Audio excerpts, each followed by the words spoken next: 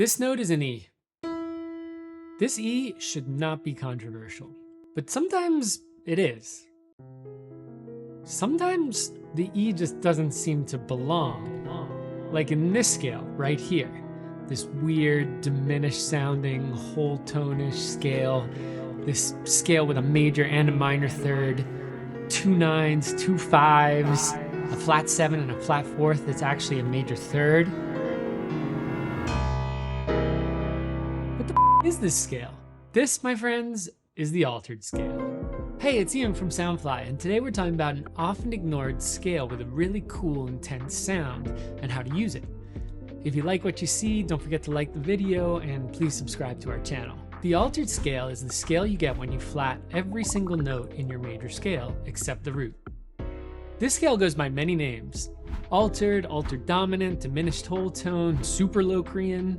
I think that one's probably my favorite. What's more Locrian than Locrian? The super Locrian. But we'll stick with just calling it the altered scale for now, so long as you've been warned. It goes by many names.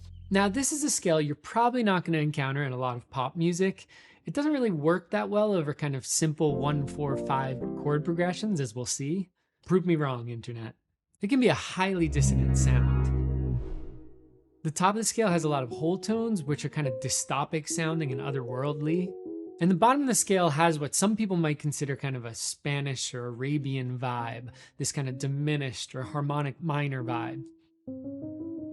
The altered scale shows up probably most frequently in jazz improvisation, which we'll get to in a minute. But regardless, whatever type of music you play, it's a really cool sound worth knowing about. I can imagine it sounding really cool in like film scores, even adding some interest to some electronic music. One way to understand this scale is it's the 7th mode of the melodic minor scale. A melodic minor scale sounds like this. A little minor on the lower half, a little major on the top half. It's the scale you get if you simply flat the 3rd note of the major scale. To play the 7th mode of the melodic minor, what we're calling the altered scale, you just play the melodic minor scale, but starting from the 7th note up an octave to the 7th note again.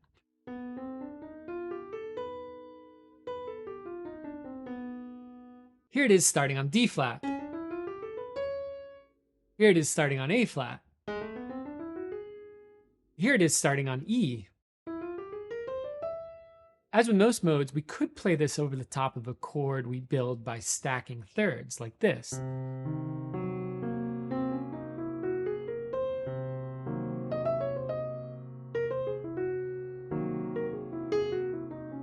But that's not actually how this scale is most commonly used. To understand why, we might have to break some rules. Let's see how this scale stacks up against the C major scale. So here is the C major scale. And here is the C altered scale. Every note except the root bumped one to the left. So here's our 1, 2, 3, 4. Except this is a flat 4. What's happening here? Oh boy. Technically, we should call this note an F flat because we're flatting the F, the 4th note of the scale. Well, technically, yes. But it's an E, and we treat it like an E.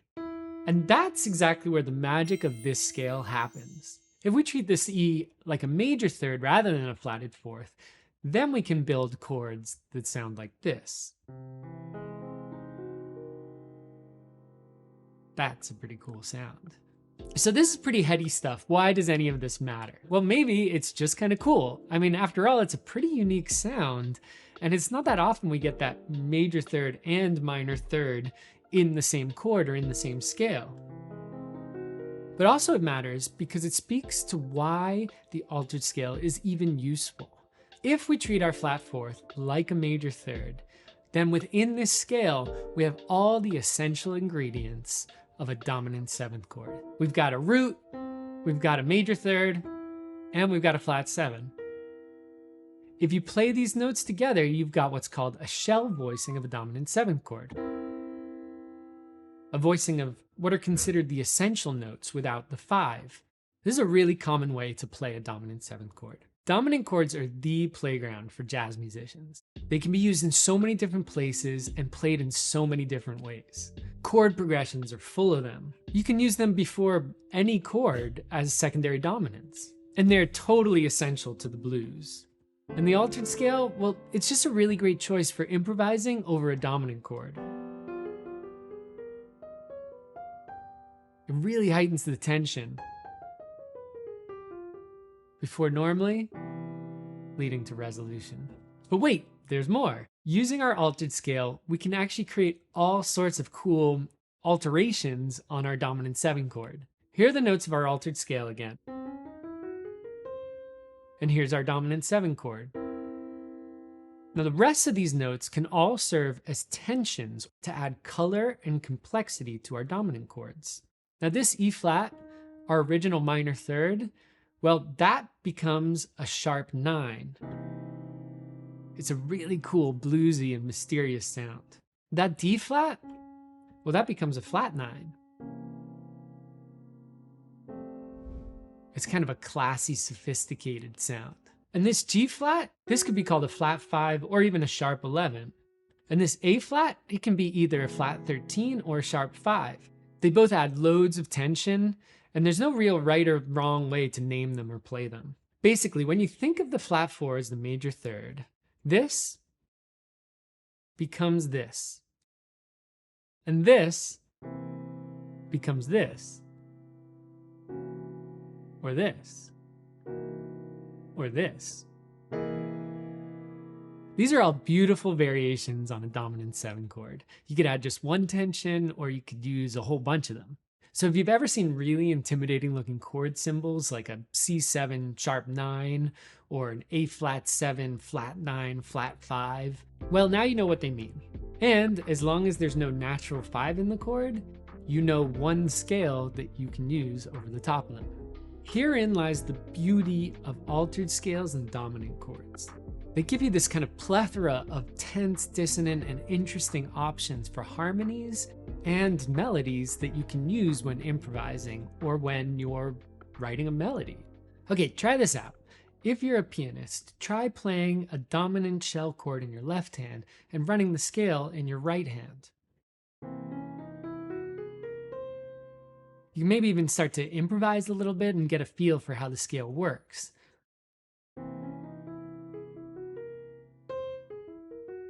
Once you're comfortable with it, try playing it for a couple measures and then resolving on the one.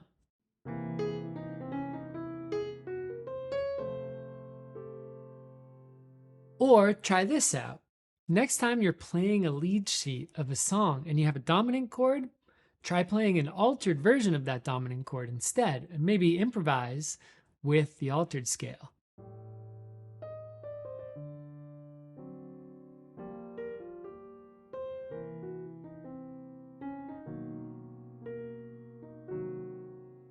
Or try this. Try just a free improvisation using only the altered scale. See where it takes you.